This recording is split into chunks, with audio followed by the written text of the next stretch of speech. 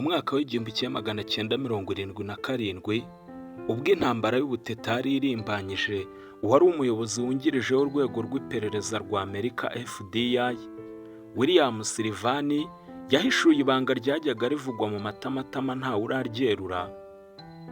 Avuga yuko igituma ubutasi bwa Amerika bukomera ari uko bakoresha uburaya. Icyo gihe yaragize ati, ubu buryo bwo gutata ni uburyo bukoreshwa hose ku isi. Ni akazi gakomeye ariko keza. Ubu buryo kandi twarabukoresheje cyane, tuneka abasoviyete kandi nabo babukoresheje batuneka.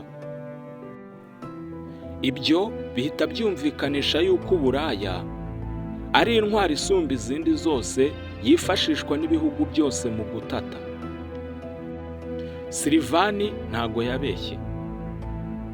Uburaya mu butasi cyangwa se icyo twita sexpionage mu rurimi rw'icyongereza ni tekinike itarimo irakoreshwa ubu ngubu gusa, kuko yahereye kera ikoreshwa, kandi birasa nkaho bigaragara yuko ubutasi butapfa gushoboka iyi tekinike idahari. Ubwo izakoreshwa igihe cyose izaba ibashije kwitabazwa. Ubutasi ni umunywanyi cyane w'uburaya, ku buryo bigoye kwemeza ko ubutasi bushobora gushoboka uburaya budahari. Mbese abasoma Bibiliya mwaba mwibuka neza icyatumye Samusoni amena ibanga bakamumyora umusatsi? Ni Delila. Ubutasi bwihishe mu buraya ni uburyo bukoreshwa na leta nyinshi hano ku isi mu gushakisha amakuru ku bantu ndetse n'abakomeye, amabanga bakayadudubiza nta na rimwe basize. Nyuma ya Misiri n'ibindi bitwaro bya kirimbuzi kuva i Vienne kugera i Kiev muri Ukraine, ino n'indi ntwaro kirimbuzi irimo irakoreshwa mu ntambara y'Uburusiya ndetse na Ukraine yatangiye mu mwaka wa 2022. Umuyobozi w'urwego rushinzwe ubutasi bwa gisirikare muri Ukraine, Kirill Budanov, aherutse gutungurana yungamo rya Sullivan, avuga ko iyo batagiriye intwaro y'uburaya ngo bamenye amakuru y'indani mu Burusiya, intambara baba barayitsinzwe kera cyane, nubwo bigaragara yuko nta cyizere cy'uko bazayitsinda. Budanov yavuze ko bafite abakobwa benshi cyane bifashishwa muri urwo rwego ayoboye, bakwirakwizwa ku isi yose, gahunda atari ugukorera amafaranga bagurisha imibiri yabo, ahubwo ari ugutabara igihugu. Ati buriya ni uburyo busanzwe. Ati buriya uzi ukuntu abagabo bakunda kwivuga amakuru bagaragaza uburyo bakomeye bidasanzwe. Ati hari amakuru menshi twagiye tubona kubera izo operasiyo zidasanzwe zo mu ishuka. Hari bamwe badukurikiye bavuga ko turi muri filime. Oya, turimo turavuga ibintu bisanzwe kandi bibaho. Bimaze imyaka n'imyaniko bikorwa. Nubwo isi yateye imbere binyuze mu ikoranabuhanga, irireba imbere mu mitima y'abantu ryo ntabwo turarigeraho. Ibi byumvikanisha impamvu tekinike za kera zigikoreshwa, harimo no gukoresha abakobwa b'ikimero bakagusha abagabo b'ibikomerezwa babitsa amabanga menshi ashobora no kugusha igihugu. Budanov yongeyeho ko ubutasi bw'igisirikare cya Ukraine bwabigize umuco. Nyuma yo kubona akamaro ko kwifashisha uburaya mu butasi, bivuye mu mitana babaha akazi ku bwinshi. Kugeza ubu ngubu ngo ikigayoboye, abagore n'abakobwa nibo benshi kurusha abagabo. Bamwe bakora nka ba rwiyemezamirimo, abanyamakuru, cyangwa se n'indi myanya iborohereza guhura n'ibikomerezwa by'Uburusiya cyangwa se ibindi bihugu bakeneyemo amakuru. Urebye kandi umusaruro uragenda ugerwaho hamwe na hamwe. Inzego z'ubutasi z'Uburusiya zimaze igihe nazo zibyemeza ko Ukraine ikoresha abamaneko mu kwica cyangwa se mu kugerageza kwica abasirikare bakomeye b'Uburusiya, abanyapolitiki b'ibikomerezwa n'abandi. Byageze aho Uburusiya biburenga, buvuga ko ubutasi bwa Ukraine bukora nk'umutwe w'iterabwoba. Nitwa Dushimimana Ozemimosa. tubahaye ikaze mu butasi bwifashisha ishuka, ingingo iza mu zikomeye cyane mu mashuri y'ubutasi hano ku isi. Uramutse ugiriwe ubuntu bwo kureba ku ndangamuntu ya buri muturarwanda wese, wahasanga igice kinini handitswe ngo cyavutse ku itariki ya mbere z'ukwa mbere umwaka uyu n'uyu. Abo tubita abana ba Nida. Njyewe nawe wabona turi mu bahimbye amatariki y'amavuko kugira ngo tujye tubona uko dukora isabukuru nk'abandi bose. Impamvu nyamukuru y'ibyo byose tuvuze ikubiye mu nteruro imwe gusa. Nta foto, nta video, yewe nta bubiko bwiza bwabyo, nta cyabaye. Waba wifuza aba MC b'abahanga, abatahira bamize umuco bunguri, abatetsi se babizobereyemo, amafoto na video bikoranywe ubuhanga ndetse n'ibyuma bikodeshwa, bande, itorero basusurukiriza ibirori, ibyo byose muri Asimilado Company tubikizeho. Kuri babandi baba hanze cyangwa baba bafite umwanya mutoya, tubategurira ibirori byanyu byose, mwebwe mukazaza muje kubyitabira gusa. Dore ibyiza byo gukorana natwe. Igiciro kirahendutse cyane. Iyo turangiye ikiraka tuguha 7.5% by'ayo twumvikanye n'umukiriya. Tukuzanira icyamamare icyo ari cyo cyose wifuza mu birori byawe. Bitewe n'ingano y'ibiraka waduhaye, tukongeza kugukorera indirimbo mu buryo bw'amajwi na video ku buntu, uzatunguza umukunzi wawe ku munsi wanyu. Ibyo kandi biherekejwe no kuba dufite ububiko bwizewe, mu myaka iyo ari yo yose washaka kongera kubona ibirori byawe wabibona. Mutugane kandi mutuvugishe kuri izo nimero mureba kuri sikirini yanyu. Amateka y'ubutasi ni aya kera cyane. Amenshi aranditse, ariko harimo n'andi atagira ingano utasanga ku nyandiko iyo ari yo yose. Mu yanditse, ubutasi bwifashishije uburaya buza mu ya mbere, hakaba n'inzobere zabaye ikimenya bose mu kumenya kuyakoresha, aho twavugamo nk'umuholandekazi Mata Hari, umwongerezakazi Christine Keller, tutibagiwe n'umufaransakazi Marc Terechal. Aba bagore uko ari batatu, Ukraine ishobora kuba yarasomye ibyabo kuva bavutse kugeza bapfuye, ni bamwe mu bafashije ibihugu byabo gutsinda intambara zabo bakoresheje imibiri yabo. Nka Mata Hari, we yari igitangaza. Uyu mugore yabaye maneko wa leta y'Ubudage mu ntambara y'isi yose. Uyu mugore yakoraga mu kabari nk'umubyinnyi bisanzwe, ari byo abantu bose bazi. Gusa icyo bataje kumenya ni uko akazi ke ka mbere kari ubumaneko, nubwo bari bazi ibihabanye nabyo. Iyo byabaga ngombwa yaranicuruzaga. Ubu buryo bwaramuhiriye, maze atesha umutwe abajenerali n'abanyapolitike bakomeye bo mu Bufaransa, maze si ukubakuramo amakuru karahava. Abafaransa baje kumuvumbura mu 1917, hafatwa umwanzuro wo kumuminjiraho urufaya rw'amasasu. Kugira ngo wumve uburyo yakundaga akazi ke, ntabwo yigeze aterwa ubwoba n'uko agiye kuraswa, ahubwo yarambuye amaboko ahakabiza abasirikare bari bagiye kumurasa, arisinzirira, ubundi baramurasa. Ntabwo kandi wakibagirwa umufaransakazi Marc Terechal, wakoze agashya ko kuba maneko y'ibihugu bibiri, Ubufaransa n'Ubwongereza, mu kinyejana cya 20. Uyu yabaye indaya ruharwa muri Argentine, maze ararura abasirikare b'Abadage karahava. Amakuru abavanyemo akayohereza mu bihugu byamutu. Amaze kuva mu butasi, yinjiye muri politike. Igitangaje ni uko yiyamamaje asaba yuko inzu zikorerwamo uburayi Paris zifungwa, mu kugira ngo harengerwe uburenganzira bw'abagore. Muri iki cyiciro hiyongeraho na Christine Keller. Uyu nguyu yabaye icyamamare mu butasi bukoresheje uburaya mu 1960, ubwo yari inshuti cyane na John Polifemo, wari ushinzwe intambara mu gihugu cy'Ubwongereza, akongera akaba inshuti y'akadasohoka ya Evgeny Ivanov, wari ushinzwe ibya gisirikare i London mu Bwongereza.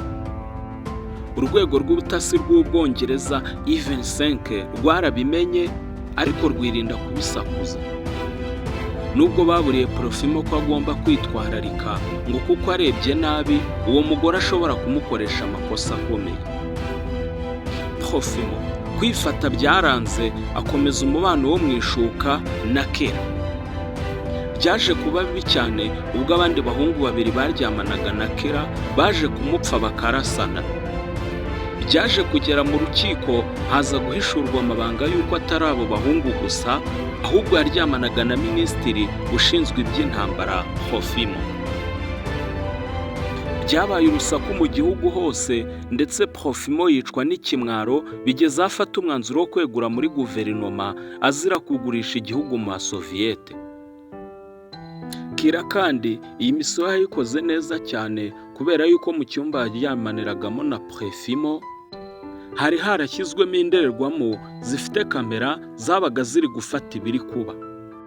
Aya mafoto yari yaramaze koherezwa i Moscow ku cyicaro cya KGB, urwego rwari rushinzwe ubutasi mu Basoviyete, kugira ngo igihe runaka Ubwongereza nibuzamura umutwe bazayarekure mu itangazamakuru. Ubu bwoko bw'ubutasi ntabwo ari Abarusiya babuhimbye, ariko babukoze neza ndetse igihe kirekire kugeza aho wanabubitirira. Mu gihe cy'intambara y'ubutita babuhinduriye inyito, buva ku kwitwa segespionage ahubwo babwita Spalo kuri ba maneko b'abagore na Ravens kuri ba maneko b'abagabo. Bubatse itsinda rikomeye cyane ry'abagore n'abakobwa b'ikimero n'abasore basa neza babanyanyagiza hirya no hino ku isi. Akazi kabo kakaba kugusha neza abanyacyubahiro, maze amakuru bavanyemo akoherezwa i Moscow. Mu gitabo Segespionage cya Leslie Hall havugwamo uburyo KGB yajyaga yohereza abakobwa basa neza bakajya kurangaza abantu mu mahoteli yari arimo abadiplomate, abasiyanse, abanyapolitike bakomeye ndetse n'abandi. Ni ibikorwa byakorwaga hafatwa amashusho, maze amakuru avanywemo akoherezwa uko yakabaye akajya gusesengurwa. Habagaho n'ubwo umukobwa yatandukanaga n'icyo cyogere atagikuyemo amakuru akenewe, bikaba ngombwa ko hazifashishwa ayo mafoto mu kugitera ubwoba, maze kikiva imuzi kikigeza imuzingo. Nk'igihe kimwe umugabo witwa Oleg Yaline yakoraga nka maneko wa KGB mu Bwongereza. Uyu yaje gukundana n'umunyamabanga we witwaga Elina Pakretove. Urwego rw'ubutasi rw'igihugu cy'Ubwongereza rwaje kubimenya maze rwegereza Elina. Umunsi umwe Yaline n'inshoreke Elina barashutswe bajya mu kabari baranywa barasinda, barenzaho no kurenzaho amabanga yo mu ishuka, barataha nk'uko bisanzwe, nyamara amashusho yarangije kubikwa kare. Yaline ubwo yari ari mu nzira arimo arataha, inzego z'umutekano zaramufashe zimushinja gutwara yasinze, zimushyira muri gereza. Yaline ageze kuri sitasiyo ya polisi, aho kumuzanira impapuro ngo bandike inyandiko mvugo iyi ngiyi tuzi nka PV, bamuzaniye alubumu yuzuyemo amafoto ye na Elina bambaye ubusa. Birumvikana amahitamo yari afite ni abiri gusa: guhitamo gutanga amakuru yose bakeneye ku Burusiya, cyangwa kwemera bagashyira hanze amafoto y'ubwambure bwe ndetse n'umunyamabanga we. Yaline yabuze amahitamo, ariko nyuma aza kwemera gutanga amakuru y'abatasi bose b'Uburusiya bari mu Bwongereza, nta n'umwe asize. Ayo makuru yabaye ingenzi cyane kuko yatumye Ubwongereza bwirukana abamaneko b'Uburusiya bagera ku 100. Ubwongereza kandi muri iyi myaka y'1960 nabwo ntibwari bworoshye nk'uko tumaze kubibona. Inzego z'ubutasi mu gihugu cy'Ubwongereza zari zarashinze akabari, maze zirenzaho n'amacumbi ndazicururizagamo. Ntugire ngo kandi ni akabari kagibwagamo n'ubonetse wese, kubera yuko kagibwagamo n'ibikomerezwa gusa maze bakifashisha ibyo bizungerezi mu kubikuramo amakuru y'ingenzi. Aka kabari kari gaherereye mu gace ka Keston i Londres mu Bwongereza. Aba bakobwa bakoraga akazi kabo bagahembwa na Minisiteri y'Ububanyi n'Amahanga. Habagaho iminsi ihoraho bagombaga kujya kwipimisha kugira ngo barebe niba nta ndwara zandurira mu mibonano mpuzabitsina ibyo bikomerezwa byaba byarabanduje. Ubwo byatangiraga guhwihwiswa kwako kabari k'ibiro bya za maneko, Ubwongereza bwahise bugafunga ngo busibanganye ibimenyetso. Ibi rero ni ibyerekana ko sexpionage atari iy'ubu. Ni tekinike ya kera kandi ukurikije aho ibintu bigana urabona yuko nta gahunda yo gusaza ihari. Nk'urwego rw'ubutasi rwa Amerika CIA rwajyaga rwifashisha inzu z'indaya mu kumviriza abo bashaka kuneka. Ibyo babikoraga bashyira mikorofone zifata amajwi muri izo nzu. Igitabo Historical Dictionary of Sex kivuga yuko intasi za Amerika CIA zajyaga zifashisha ibyo byumba nk'ahantu ho kubariza ibibazo ibyo bikomerezwa. Abo bakobwa bakajya mu cyumba kirimo ibyuma byinshi bifata amajwi, bakaba bahawe ibibazo byinshi bari bubaze ibyo bigabo bagiye kuryamana. Ku rundi ruhande mu kindi cyumba hari irindi tsinda ry'abantu bagiye kwandika ibyo nyagutegwa ari buvuge kugira ngo hatazagira ikibagirana. Ngo impamvu bakoreshaga ubu buryo ni uko ngo umuntu wambaye ukuri nta kundi kuri rwose asiga inyuma. Ntabwo ari CIA gusa, kubera yuko n'ikigo cy'ubutasi cya Israel Mossad gitinywa ku isi yose. Muri tekinike zose gikoresha, iy'uburaya ntabwo isigara inyuma. Mu mwaka w'1960 umwe mu bamaneko ba Mossad witwaga Ahudith Ahno yaterese Adolf Eichmann, umunazi ukomeye cyane wari waramaze abayahudi mu ntambara ya kabiri y'isi. Umubano wa Arnon na Adolf waje gufasha Israel mu kumenya aho uwo munyabyaha yishe muri Argentine, hakurikira operasiyo yo kujya kumufata. Ubushinwa ni ikindi gihugu kirimo kubizamo neza cyane. I Beijing aka kazi kahawe akazina keza ka honey trap cyangwa se umutego w'ubuki mu rw'iwacu. Uyu ukifashisha abakobwa beza b'ikimero kandi b'intoranywa bifashishwa mu kugusha neza abanyacyubahiro, cyane cyane Abanyamerika ndetse n'Abanyaburayi, ubundi bakabakuramo amakuru kakahava. Amerika byarayicanze vuba isohora itangazo ryuzuye amabwiriza by'uko nta mukozi wa ambasade yayo iyo ari yo yose wemerewe gukundana n'umushinwakazi. Ushobora kwibaza ngo ni ayahe mayeri ubutasi bwifashishije igitsina bukoresha kugeza ubwo uwahigwa agatanga amakuru ubundi atapfa gutanga byoroshye, kabone n'ubwo yatungwa igisasu nka bimwe Korea y'Amajyepfo ijya igerageza kuri Korea y'Amajyaruguru. Uburyo bwa mbere bukoreshwa ni ukwica mu mutwe uwo bagutumye kugusha mu mutego. Ibi bisaba kubanza kumwiyegereza ukamwereka ko wamukunze bitari uburyarya cyangwa se rwa rukundo rw'urumamo. Igitabo Sexpionage kivuga ko hari nka za maneko zibanza kujya mu rukundo nk'imyaka 5 mbere y'uko bagera ku makuru bashaka. Urumva ko ari akazi gasaba amayeri menshi. Tekereza gutangira bizinesi ubizi neza ko ishobora kunguka cyangwa ntiyunguke mu gihe kigeze ku myaka 5. Uburyo bwa kabiri ni uguteganya gutegwa umutegeye ku nzoga cyangwa mu buriri. Ubushakashatsi buvuga yuko ukuri kwinshi kw'abagabo kuvugirwa ku nzoga cyangwa se mu ishuka. Ahandi hose umugabo aba ari seriye ku buryo kumukuramo amagambo menshi biba bigoranye rwose. Ku buriri no mu nzoga, umugabo ubitse kode z'igisasu cya kirimbuzi aba ashobora kuzikubwira aho hantu ubundi isi yose ukayoreka. Niko ubushakashatsi buvuga. Uburyo bwa gatatu bukoreshwa ni ugushinga ingo. Aha ngaha watumwe kuri nyagutegwa hari ubwo misiyo imubana ndende cyane, akiyemeza ko banasezerana bakabana nk'umugore n'umugabo, bakanabyarana n'abana, hanyuma nyuma y'imyaka runaka yamukuramo amakuru akeneye, umubano ugahita urangirira aho ngaho. Ubu buryo ariko busobanurwa ko busaba umuntu ufite umutima ukomeye kubera yuko bigorana gutanga uwo mwabyaranye abana.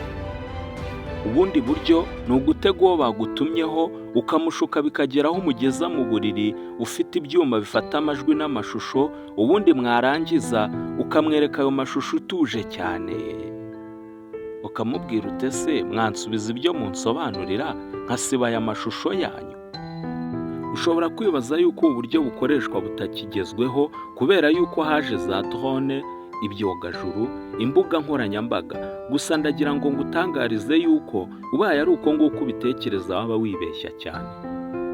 Uko ikiremwa muntu gikoze uhereye mu myaka amajana ishize ntabwo byahindutse cyane. Ikiremwa muntu gikururwa no kwerekwa amarangamutima, kwereka urukundo, kwisanzurana ndetse n'ibindi bitandukanye utasanga n'ikoranabuhanga. Nubwo ariko uburyo bwo kwifashisha ishimishamubiri mu kuneka amakuru bugikoreshwa, nabwo uko ibihe bigenda biba bishya bwagiye buvugururwa. Abakobwa b'ikimero ndetse n'abasore b'ibituza boherezwaga mu masaro y'amahoteli akomeye, mu tubyiniro ndetse n'ahandi hatandukanye, ubu basigaye bajya ku mbuga nkoranyambaga zemera amashusho y'urukozasoni, akakwandikira inbox, ubundi mwacakirana ukamusaba kuzahura muri babiri, tayari akazi kakaba kakozwe. Ashobora no kutagusaba guhura, ahubwo bitewe n'uburyo mugenda mugirana ibiganiro cyane ku mbuga nkoranyambaga nka WhatsApp call, bikamworohera kumenya aho uherereye, cyangwa se byagera kure akakohereza amashusho ye yambaye ubusa, nawe wamwoherereza ayawe, tayari ikimenyetso cyo kugufatisha kikaba cyarangije kuboneka. Igitabo Historical Dictionary of Sexpionage kivuga yuko mu ntambara y'ubutita abagore n'abakobwa arizo ntwaro zakoreshejwe cyane kurenza izindi zose, kubera yuko ubutasi nicyo kintu cyari gikenewe kurusha ibindi, ubundi hagategerezwa ukoma imbarutso, ibisasu bigatangira kwesurana. Abagore n'abakobwa nizo ntwaro zifashishijwe cyane mu kwinjira mu mabanga y'ibihugu bikomeye byibwiraga yuko abitswe neza. Uyaguyeho agafata ibyemezo bigamije kugumisha mugenzi we hasi, bikagenda gutyo gutyo. Wenda amahirwe Uburusiya bufite uno munsi ni uko bazi neza kandi basobanukiwe uno mukino. Dushingiye kuri aya makuru, biroroshye cyane kwibaza impamvu Vladimir Putin uyobora Uburusiya amaze imyaka 12 nta mugore uzwi afite. Nitwa Mimosa. Imana ibarinde, tubonane ubutaha.